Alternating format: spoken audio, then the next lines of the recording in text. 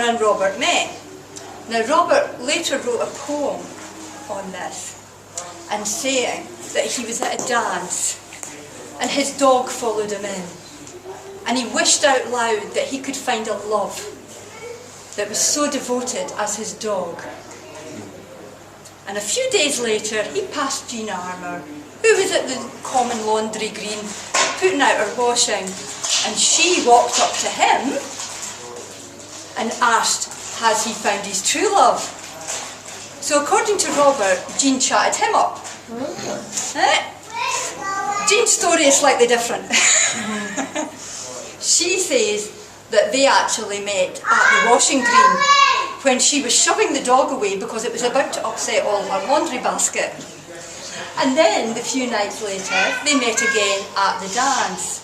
But Robert, of course, chased her. Now, from what we know of his later life, that's probably true. They did meet somehow, and it was much against their father, her father, intentions, wishes for his daughter. But in the prime of their romance, Robert wrote a very nice poem called The Mauchline Bells. And Neil's going to read this out, and it's about the 6 ladies of Mauchline, which is the town in Ayrshire where they met. And you'll find out exactly what Robert thinks of Jean Armour. In Mauchline there dwells 6 proper young belles, the pride of the place and its neighbourhood awe. Their carriage and dress a stranger would guess, in London or Paris they'd gotten it all. Miss Miller is fine, Miss Markland's divine, Miss Smith, she has wit, and Miss Betty is braw. There's beauty and fortune to get wi' Miss Morton, but Armour's the jewel for me o' them all. Now you've got a man writing poetry like that about you, proclaiming to the world that you're his love. So what do you do? Well, she did exactly what most girls do. She got pregnant. And apparently when she told her father, he fainted so much that Mrs. Armour had to run for a potion to revive him. Now, despite the fact that Robert and Jean actually produced a very informal marriage agreement, the father was having none of this, and he ripped it up. He sent Jean away to Paisley to an aunt to cover up the fact that she was about to give birth, and Robert went into hiding. He literally was lying low. But unfortunately for the young couple, the Kirk had found out, and the Kirk in the West Coast is very controlling and always on the lookout for sin. And the letter that Jean wrote to the pastor, Willie Fisher, still exists. And it just says, I am with child, out with marriage, Robert Burns is the father. Yours sincerely, Jean Armour. And that's it. So she was called in front of the Kirk session. And Robert himself was called in front of the Kirk session. And he had to spend 3 Sundays on the repentant stool. That was him, punished for his sin. Jean gave birth to twin boys and had to deal with that forever after. But Robert, being a poet and a man of words, he got his revenge. And he's got a very famous poem called Holy Willie's Prayer. Now, Neil isn't going to read the 17 verses, no, but if you listen to it, what you'll discover is that Willie Fisher, Holy Willie, is a man when it comes to all that. And he is just as subject to all the desires of the flesh as the people that he's calling up in front of him. But as one of the elect and one of God's chosen, then you'll hear the rest. Holy Willie's Prayer. O thou that in the heavens dost dwell, why as it pleases best thyself, send 10 to heaven and 10 to hell, all for thy glory, and know for any good or ill they've done before thee. I bless and praise thy matchless might, when thousands thou hast left in necht, that I am here afore thy sight, for gifts and grace, a burning and a shining light to all this place. What was I or my generation, that I should get sick exaltation? I, what deserved most just damnation for broken laws, 6,000 years ere my creation, through Adam's cause. When from my mother's womb I fell, thou might have plunged me deep in hell, to gnash my gooms and weep and wail in burning lakes, where damned devils roar and yell, chained to their stakes. Yet I am here a chosen sample, to show thy grace is great and ample. I'm here a pillar of thy temple, strong as a rock, a guide, a buckler, an example to all thy flock.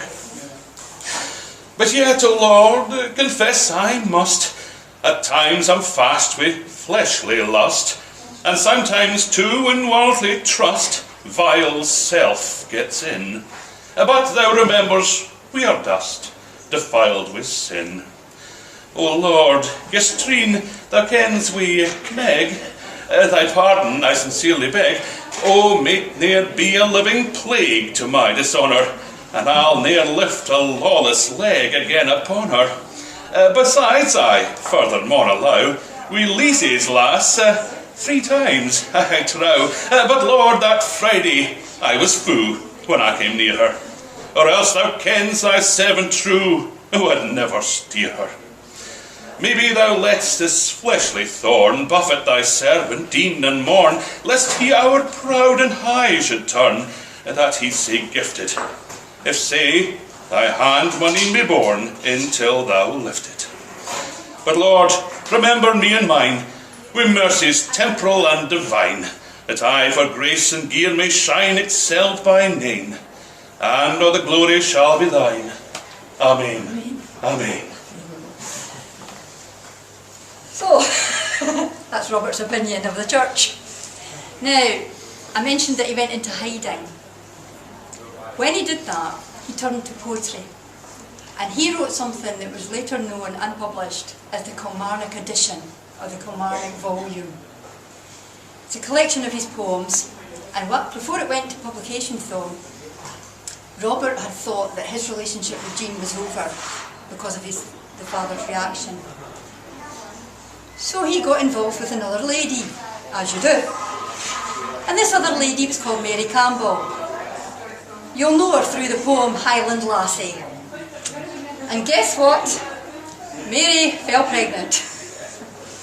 Now, the two of them were planning a trip to Jamaica, the West Indies. Now, if you go further into that, it might be quite surprising that later on in life, Robert wrote a poem called A Man's a Man for a' that, about the freedom of men being equal. And yet, when he was younger and in hiding, in this very early stage of his life, he was actually prepared to go to Jamaica to work for a slave master. It's a thought. And a little known fact, I'm sure. But anyway, Mr. Armour got wind of this idea that him and some lassie were going to Jamaica. So he got a warrant out for these, not quite an arrest, but just to stop him leaving the country. So he was going to make sure that his daughter Jean, who was already the mother to twin boys, could go off with this man, because the Kilmarnock edition was suddenly shooting Robert into fame and money. So he thought, okay, my daughter can associate with this man. So he was hoping that, being a young girl, she would know how to get a wedding ring on her finger. So he shoved her in front of Burns again and said, right lass, away you go. And guess what? No wedding ring.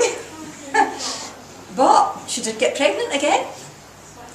And this time, it was to twin girls, who unfortunately died very soon within the first couple of weeks of birth. But the relationship, excuse me, the relationship did continue, and in August 1788, Robert and Jean were officially married in a church. Now, I ask you, how many people have on their wedding certificate the phrase at the end, irregularly married some years before. So, but this makes it official. Didn't stop Robert being a womanizer, despite the fact that he gave Jean 9 children in all. He also had 4 illegitimate children, mostly in the early years, you'll understand. Now, I don't think he regretted the marriage, but I'll tell you that later. Okay? What isn't so well known about Robert is the fact that he often wrote for free. He just wanted his work published.